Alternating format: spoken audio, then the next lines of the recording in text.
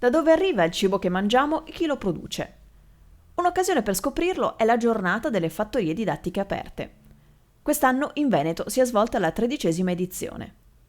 In una società sempre più urbanizzata, l'obiettivo è quello di avvicinare i cittadini al vasto patrimonio di esperienze, saperi e tradizioni della campagna veneta. Come si fa il burro, cosa cresce negli orti nelle diverse stagioni, in che modo le api producono il miele. Ecco alcune delle cose che una visita in fattoria dà la possibilità di scoprire da vicino. Ad accompagnare i visitatori in questo percorso di conoscenza ci sono gli imprenditori agricoli, custodi di un mondo che rappresenta le nostre radici.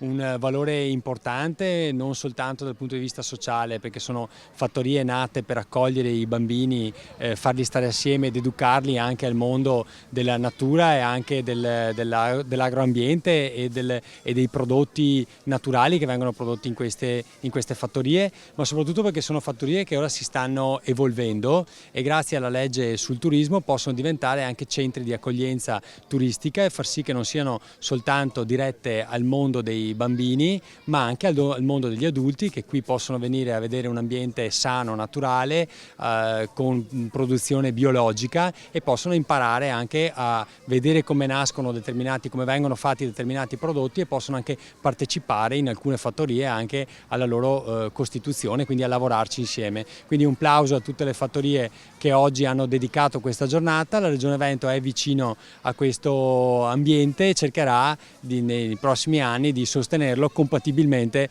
con le risorse a disposizione che ahimè purtroppo negli anni stanno anche diminuendo. Sono 146 le fattorie didattiche che in Veneto hanno aperto gratuitamente le proprie porte ai visitatori. Una di queste è la Biofattoria Murialdo di Treviso.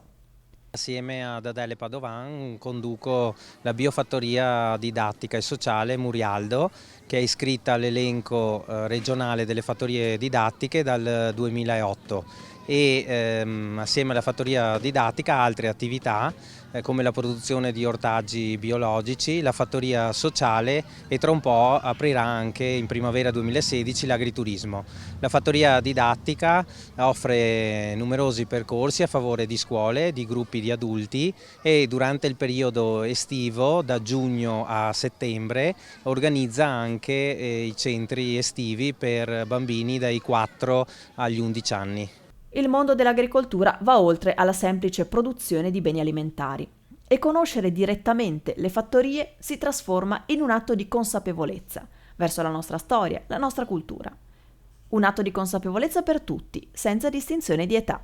Il valore che viene dato anche dal punto di vista educativo non è soltanto rivolto ai bambini, ma anche ai genitori che a volte accompagnano i bambini e che a volte avvengono in maniera così autonoma, semplicemente facendo un giro in bicicletta. Non solo una gita in campagna, quindi, ma una vera esperienza da fare per portarsi a casa sensazioni, immagini, profumi e pensieri che educano al rispetto dell'ambiente, della natura e della biodiversità.